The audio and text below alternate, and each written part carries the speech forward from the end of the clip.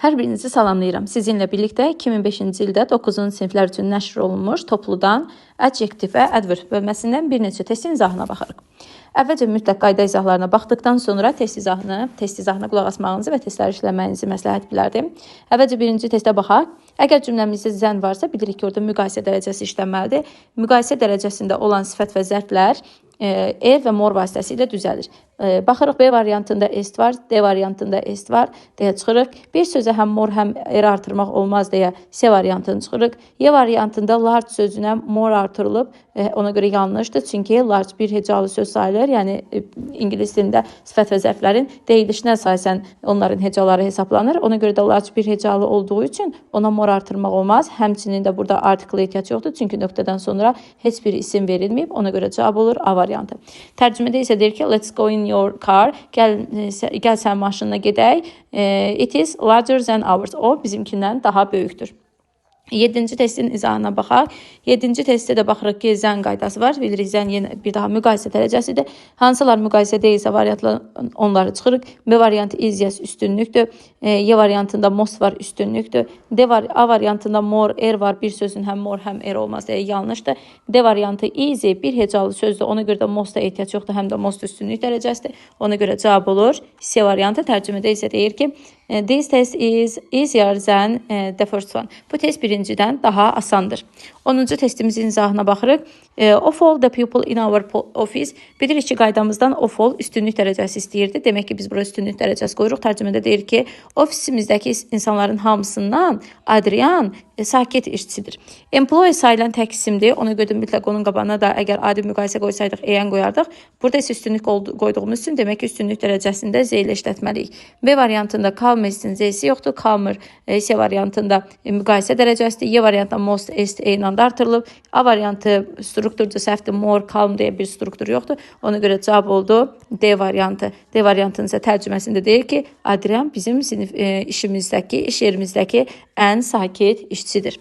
Növbəti testə baxırıq. Hər bir testdə bir daha qeyd edirəm ki, hər bir testdə mütləq və mütləq göstəricilərə diqqət edin, göstəricilərlə irəliləməyə çalışın. Deyir ki, I have read a lot of books about animals. Mən heyvanlar haqqında çoxlu kitablar oxumuşam.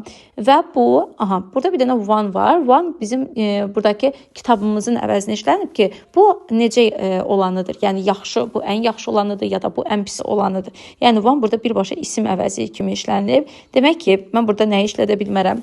One isim əvəzi işlənib və biz pronoun dərsindən bilirik ki, one isim əvəz edərkən önünə sifətlə article tələb edə bilər. Məsələn, a new one, a good one, a nice one. Yəni, bu tipdə bir article qəbul edə bilər. Ona görə A variantında a good one olmalıydı deyə çıxırıq. Həmçinin də artıq burada have plus P2 var. Bilirik ki, oxuduğum, yazdığım, gördüyüm tipli mənalardan həmişə deyirik ki, üstünlük dərəcəsi olmalıdır. C variantında a better one olmalıydı. B variantı best'in Z'si yoxdur. Y variantı doğru quruluşdur.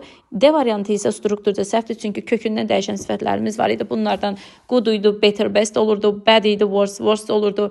Much, many idi, more, most olurdu. Little, less, least olurdu. Yəni, bu sifətləri mütləq yadınızda saxlayıb əzbərləməlisiniz ki, test işləyərkən əziyyət çəkməyəsiniz. 13-cü testə baxırıq. Görürük ki, burada bizdən adverb istəyir, yəni zərf istəyir. Zərf istəyirsə artıq biz zərf qaydasından irəliləməliyik. Variantımıza zərf olmayan versiyaları mütləq çıxaq. A variantı bad, B variantı good, sözləri sifətli, zərf deyil. C variantı ümumiyyətlə belə bir söz yoxdur. İngiliscə fastly deyilən bir şey yoxdur. Bir daha deyirəm, İngilis dilində fastly deyilən bir şey yoxdur. Onu harada görürsünüzsə birinci işiniz onu çıxmaqdır. D və Y variantları arasında fluent isə yenə bir daha qeyd edirəm. Sifət olduğu üçün onu da çıxırıq. Cavab olur D variantı. Tərcümədə deyir ki, she can speak a few languages fluently. O bir neçə dili səlis şəkildə danışmağı bacarır. Sifət və zərf olsa belə, yenə də bir daha qeyd edirəm ki, mütləq və mütləq hər qaydada göstəricilərə diqqət edin. 19-cu testə baxaq. 19-cu testdə among var. Bilirik ki, among üstünlük dərəcəsi idi. Üstünlük dərəcəsində olan bir sifət axtarmalıyıq. Baxırıq, A variantında adi dərəcədir, unintelligent. B variantı more var, müqayisədir. D variantı ümumiyyətlə belə bir struktur ingiliscə yoxdur. Mostdan sonra qətiyyən sifət qoymaq olmaz. C variantı very intelligent, adi dərəcədir. Cavab olur. Y variantı Norman is the most intelligent among the student of his age. Norman onlar öz yaşıtları arasında, öz yaşında olan şagirdlər arasında ən ağıllısıdır. 22-ci testə baxırıq. Bu tipdə testlərdə bizdən başlıqda yazılıb ki, sifət sırasını seçin. Yəni hər bir sözdə sifət olmayan versiyaları variantımızdan çıxmaq lazımdır. Baxırıq A variantında adult böyük deməkdir. O isimli çıxırıq. Flavor dad deməkdir çıxırıq. Sonra B variantında beauty gözəllik deməkdir. İsimli çıxırıq. D variantında price, prizes, skyscraper göydələndir. Yəni hər ikisi isimli deyə çıxırıq. E variantında pomegranate nar deməkdir deyə çıxırıq. Amma E variantındakı populyar sifətdir. C variantında healthy sağlam, attractive isə cazibədar deməkdir. Ona görə cavabımız olur C variantı. 38-ci testimizin izahına baxırıq. 38-də bizdən soruşur ki, ya sifət ya da zərfsiz. Yəni burada artıq seçimi bizə buraxır. Biz özümüz burada sifətmi, zərfmi deyə bir qaydanı tapmalıyıq. Əvvəlcə variantlarımızdan hər bir sözün tərcüməsinə baxaq. Pleasantly, xoşa gələn, xoş deməkdir və zərfdir. Sadly, qəmgin deməkdir və zərfdir. Happily, xoşbəxt şəkildə zərfdir. Sweetly, şirin şəkildə zərfdir. Lovely sözünü isə diqqətlə baxsaq, kökü love feilindəndir deyə bilirdik ki, qaydamıza əsasən love sözünə, yəni başqa nitq hissəsinə, isimə ya da feilə elvay artırılarkən oradan yaranan söz sifətdir. Demək ki, bizim 4 variantımız zərf, bir variantımız isə sifətdir, lovely, sevimli deməkdir və sifətdir. Ona görə cümləyə baxırıq görək, gerçəkdən də cavabımız B variantı olurmu? Deyir, sən görünürsən bugün necə də gözəl, necə də sevimli görünürsən. Ona görə B variantı doğrudur. Bir daha qeyd edirəm, ingilis dilində bildiyimiz kimi look feili var ki, bu tipdə feillərimiz taste, look, smell, qoxlamaq, bu tipdə feillərimiz var ki, bunların hər birindən sonra hərəkət bildirmədiyi üçün sifət gələ bilər, amma qətiyyən zərf gələ bilməz. Elə həmin tipdə bir testdə 39-cu testdə baxaq. 39-da bizə deyir ki, smells, gül iylənir. Bilirik ki, gül iylənərkən hərəkət etmir. Hərəkət etmirsə, demək ki, biz onu mütləq və mütləq təyin edirik sifət vasitəsilə. Bayaqçı qayda ilə yenə irəliləməyə çalışırıq. Yəni sözlərin kökünə baxırıq. C variantında well zərfdir deyə çıxırıq. Bilirik ki, gül iylənirsə burada hərəkət yoxdur. Mütləq bunu sifətlə təyin etməliyik. E variantında awful tərkibi sifətdir, elvay artırılıb demək buradan yaranan söz zərfdir. D variantında bitter acı idi, elvay artırıldı oldu, yenə acı şəkildə zərfdir. B variantında sweet şirindir, elvay artırıldı, yaranan söz zərfdir deyə bunu da çıxırıq. Cavab olur A variantı. Çünki smell sözü hərəkət bildirmədiyi üçün özündən sonra da mütləq və mütləq sifət tələb etməlidir. 44-cü testin izahına baxırıq. 44-cü testdə bizə bu tipdə testlər artıq yeni gəlib, yəni toplulara yeni əlavə olunub. Dərsliklərdə amma qarşımıza çıxırdı dim toplularında. Amma bu tip toplularda birinci dəfədə qarşımıza çıxır. Burada bizdən very, enough, to, more, much, quite tipli sözlərin, yəni dərəcə zərflərinin hər birinin işlənmə yerini soruşur əslində. Diqqətlə baxsaq nöqtədən sonra hot verilib. Hansı sözlər sifətin önündə olur, hansı sözlər sifətdən sonra olur? Yadınızda saxlayın. Enough, yəni bizim burada D variantında gördüyümüz enough sözü heç vaxt sifətdən sonra gəlməz. Əvvəl gəlməz. Mütləq əvvəlcə sifət gəlir, ondan sonra isə artıq enough gəlir. Digərləri isə elə deyil. Məsələn, very hot. Very'ni hotun qarşısında işlətmək olar. Too hot. Much işlətmək olar. Y variantı işlətmək olar. Bəs bu qaydada hansı variantımız yanlışdır? Gəlin ona diqqətlə baxaq. Bu testdə nöqtələrdən sonra hot verilib. Biz bura enough qoya bilmərik. Nöqtə əgər hotdan sonra qoyulsaydı, o zaman enough qoymaq olardı. Ona görə D variantı yanlışdır. A variantı və C variantındakı matchlar özündən sonra mütləq müqayisə tələb edir. Bilirik ki, burada da hot sözü adi dərəcədədir. Ona görə həmin variantları çıxırıq. B variantı doğru cavabdır. Çünki deyir, çox istidir. We can't have a picnic. Biz piknik edə bilmirik. It is too hot outside. Çöldə çox istidir. Ona görə B variantı düzdür. Bəs niyə Y variantı səhvdir? Çünki hot bir hecalı sözdür. Biz onun qabağından müqayisə dərəcəsini düzəltmək üçün more artıra bilmərik. Mütləq onu er vasitəsilə yazmalıyıq. İndi isə 45-ci testin izahına baxaq. Eyni qayda burada da keçərlidir. Diqqətlə baxırıq. Deyir ki, tell him to hurry, ona denən tələsin. It isn't fast. Sürətli deyil. O kifayət qədər sürətli deyil. Bayaq qeyd etdiyimiz kimi nöqtə sifətdən sonra qoyulubsa, demək ki, biz bura qoymalıyıq enough. Yox, nöqtə sifətin önündə qoyulubsa, burada digərlərini işlədə bilərdik. Yəni too fast ya da too quiet fast deyə bilərdik. Amma nöqtə sonra da qoyulduğu üçün deməli olmalıydı fast enough. İndi isə növbəti 49-cu testimizin izahına baxaq. Yenə eyni tipdə qaydamızdır, amma burada biraz da tərcümə var deyə ona görə bunu seçmişəm. Gəlin baxaq, nöqtələrdən sonra verilib short. Bilirik ki, enoughdan sonra sifət gəlməz, ona görə D variantı yanlışdır. Too short, very short bunlar mənaca, formaca düz gəlir, amma yenə də tərcümədə etməliyik. Deyir ki, I am sorry, mən üzgünəm, but your article is too short to type. Deyir, mən üzgünəm, amma sənin məqalən çap etmək üçün çox qısadır, çox azdır. Ona görə də cavab olur burada B variantı. A variantı niyə mənaca olmur? Əslində tərcümə ilə çox balacadır mənasını verir, amma burada tamamilə bunu çap etmir deyə, çapa vermir deyə, ona görə biz burada veri versiyasını seçə bilmərik. Deyir ki, too artıq bir şeyin həddindən artıq çox olması deməkdir. Məsələn, too hot o deməkdir ki, dözülməyəcək qədər istidir. Too short o deməkdir ki, edilməyəcək qədər. Məsələn, too short burada deyir ki, çap edilməyəcək qədər balacadır. Yəni, mütləq sözlərin dərəcə vermə mənasına baxın. Verir ki, çox balacadır, yəni idarə edə biləcək qədərdir. Amma too verir ki, lap balacadır, yəni idarə edilməyəcək qədərdir. İndi isə baxırıq 53-cü testimizin izahına. 53-cü testdə deyir ki, the children were bored to start researching that information. Nöqtələrdən sonra bizə verilib bored, bilirik ki, sıxılmış, darıxmış mənasında işlənən sözdür, sifətdir və sifətin önündə enough işlətmək olmaz. Əvvəlcə öncə bu qaydamızı çıxırıq. Match versiyalarını çıxırıq, çünki matchdan sonra mütləq və mütləq müqayisə gəlməli idi. Müqayisə deyil deyə ona görə bunları da çıxırıq. A variantında only'dan sonra a little gələr və bilirik ki, a little-dan da sonra müqayisə gələr. Ona görə A variantı da yanlışdır. Cavab olur D variantı. Tərcümədə deyir ki, uşaqlar çox darıxıblar təzə məlumat axtarmaq, daha doğrusu çox sıxılırlar təzə məlumat axtarmaq üçün. 56-cı testin izahına baxırıq. Nöqtələrdən sonra vegetable və fresh sözləri gəlib. Fresh sözü bilirik ki, sifətdir. Sifətlə nə işlətmək olmaz? Əvvəlcə onları çıxaq ki, variantımız azalsın. Enough işlətmək olmaz. Ona görə çıxdıq. Sonra a little-dan sonra mütləq müqayisə dərəcəsi gəlməli idi. Fresh yox, müqayisə də gəlməli idi.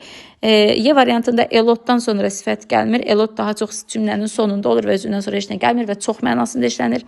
Quite və very fresh bu hissəsi düzdür. İndi isə gəlirik birinci nöqtəmizə. Baxırıq hər bir variantımızın ikinci hissəsi düzdür. Birinci tərəfə gəlirik. Vegetables sayılan cəm isimdir. Cəm isimdirsə biz ona qətiyyən match işlədə bilmərik. Ona görə cavab olur C variantı. Bir daha qeyd edirəm. Enough ismin önündə, yəni enoughdan sonra isim gələr, amma enoughdan sonra sifət qoymaq olmaz. Yəni enough ismin önündə, sifət və zərfdən sonra işlədilir. 54-cü testimizə bax, 56-cı testə də baxdıq. İndi isə keçək 59-cu testə baxırıq. 59-da nə verilib bizə? We got excited. Biz həyəcanlıyıq when father told us about the trip. Ata bizə səyahət haqqında deyəndə biz çox həyəcanlı olduq. Demək, nə işlədə bilmərik? Matchdan sonra müqayisə gəlməli idi. A variantı enoughdan sonra sifət gəlməz. Very çox həyəcanlıydıq. Bu düzdür. Qəfil burada sudden mənaca uyğun gəlmir. Qəfil reyə nadir hallarda deməkdir. Mənaca uyğun gəlmir deyə həmin versiyaları çıxırıq. İndi isə 64-cü testin izahına baxaq. Burada variantlarda bizdən sifət və zərfi özümüz seçməyimiz soruşulur. Özümüz seçiriksə mütləq cümlədəki feillərə nəzərə yetirməliyik. Baxırıq, nurse is very-dən sonra adi dərəcə qoyulmalıdır. Baxırıq variantlarımızda B variantı politer deyə, müqayisə deyə çıxırıq. Qalırıq bir neçə variant, 4 variant arasında. İndi biz bilirik ki, to be, yəni bu cümlədəki is özü hərəkət bildirməyən feildir və biz onu mütləq və mütləq sifətlə təyin etməliyik. Ondan sonra qətiyyən zərf qoymaq olmaz. Yəni, məsələn, dayə çox politedir deyə bilərik, politelydir deyə bilmərik. Çünki politely davrandı deyərik, politely danışdı deyərik, politely etdi deyərik, amma qətiyyən nəzakətli şəkildə dir deyə bilmərik, nəzakətli dir deyə bilərik. Ona görə də biz bu A və D variantındakı politely variantlarımızı çıxırıq. Cavab olur ya C, ya E. Baxırıq ikinci tərəfimizdə politely mi, polite mi? İki variant arasında qalırıq. İndi hər ikisini tərcümə edirik. She behaves. Behave feili davranmaq deməkdir və hərəkətsiz feillərimizin arasında yoxdur. Yəni bunlar link verblər deyil. Ona görə də ondan sonra birbaşa biz qoymalıyıq zərf. Ona görə də cavab olur C variantı, Y variantı isə yanlışdır. C variantının isə tərcüməsi olur ki, dayə çox polite idi və o çox politely davranırdı xəstələrə qarşı, tibb bacısı çox nəzakətli idi. İndi isə növbəti testimizin izahına baxaq. 72-ci testə baxaq. Əvvəlcə gəlin 71-ə də baxaq. Bu tipdə testlərdə açıq tipli testlər sizi çaşdıra bilər. Lilinin xarakteri was unbearable-dır. Was bilirik ki, hərəkət bildirmir. Özündən sonra able sifət gəlib. Ona görə bu düzdür. 2-də soup smelled iylənir. Pleasantly yox, pleasant olmalıydı. Ona görə 2 səhvdir. 3-də the friends looked happy in Disneyland. Dostlar, Disneylanddə xoşbəxt görünürdü. Looked görünməkdir və özündən sonra da happy gəlib, happy gəlməyib. Ona görə bu da düzdür. 4-cü testdə isə baxırıq. Amanda görünür, hərəkət bildirməyən feildir. Biz ora qətiyyən excitedly qoya bilməzdik. Ona görə cavab oldu 1, 3. İndi isə 72-ci testə baxaq. Bu testdə sizin qarşınıza çıxacaq qayda zaman zərflərinin işləmə yeridir. Əvvəlcə gəlin biz buradakı zaman zərflərinə baxaq, ya da məsələn never və late zərfdir, always burada zərfdir, often burada zərfdir, often burada zərfdir. Ona görə də siz bu tipdə testlərdə mütləq bu zaman zərflərinin yerlərini əzbərləməlisiniz ki, testi yazarkən də əziyyət çəkməyəsiniz. Buradan yadımızda saxlayırıq. Always harda işlənir? Always əsasən feilin önündə, amma to be-dən sonra işlənir. Ona görə də burada ikinci testimiz yanlışdır. They always are yox, they are always on time olmalıydı. Ona görə 2 yanlışdır. Sonra 1, 3, 4 arasında qaldıq. Often sözünə gələk. Uşaqlar, often sözü həmişə feilin önündə qoyulur. Məsələn, we often go, we often visit, they often visit. Ona görə də 3 düzdür, amma 4 yanlışdır. Bu tipdə testdə deməliydi. We often eat dinner together as a family. Biz ailəliklə həmişə birlikdə, tez-tez birlikdə nahar edirik. Ona görə də 4 variantı səhvdir. Bir daha deyirəm. Often feilin önündə qoyulur. Feildən sonra qoymaq olmaz. I am never late for classes düzdür. Ümumiyyətlə, to be qaydasını həmişə yadınızda saxlayın ki, to be-dən sonra, to be-nin formalarından sonra həmişə əsasən onlardan sonra qoyulur zaman zərfləri. Onlardan əvvəl qoyulmur. Amma adi feillərin önündə qoyulur əsasən. Düzdür, bəzi zaman zərfləri ümumiyyətlə cümlənin sonunda qoyulur, bəziləri cümlənin ortasında qoyulur, bəziləri başında qoyulur. Bunları zaman dərsindən də ətraflı keçib öyrənməlisiniz ki, esse yazarkən də əziyyət çəkməyəsiniz. İndi isə 74-cü testin izahına baxırıq. 74-də bizə verilib doesn't.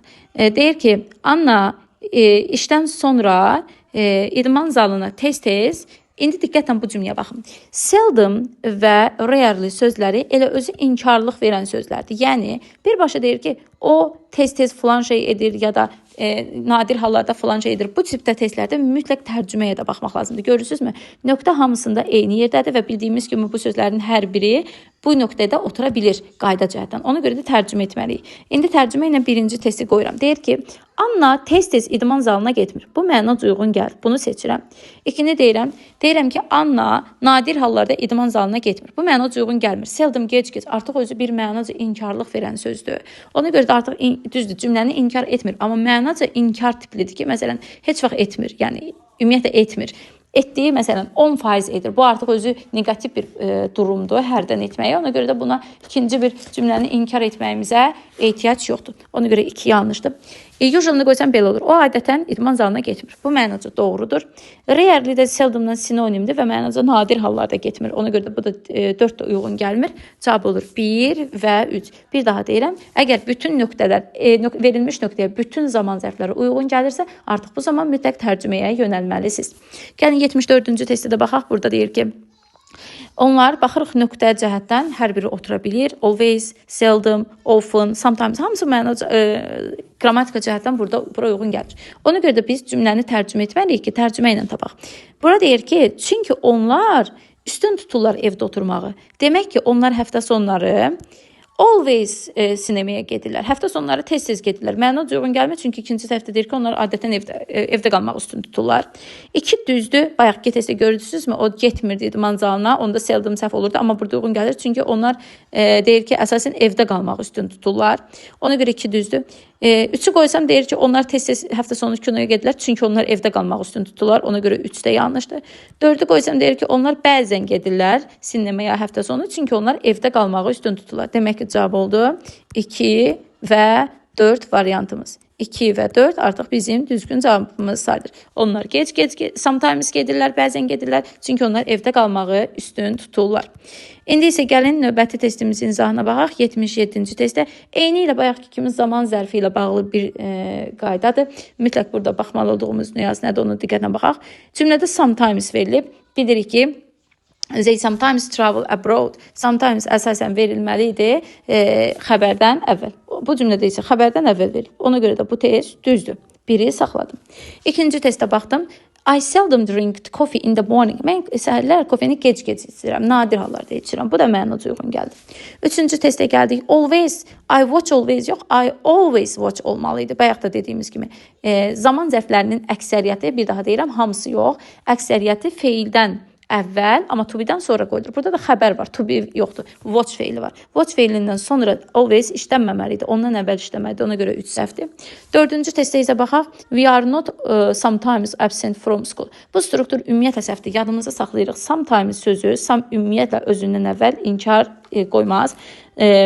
Sometimes olub özündən sonra inkar ola bilərdi. Pronoun dərsindən də orada bir ipucumuz vardı. Samdan əvvəl qətiyyən inkar olmaz, amma samdan sonra inkar qoymaq olar. Yəni bu cümlənin strukturu we are sometimes not absent from school desə bu mənada uyğun gələrdi, amma bu formada samdan əvvəl inkarın qoyulması mümkün deyil.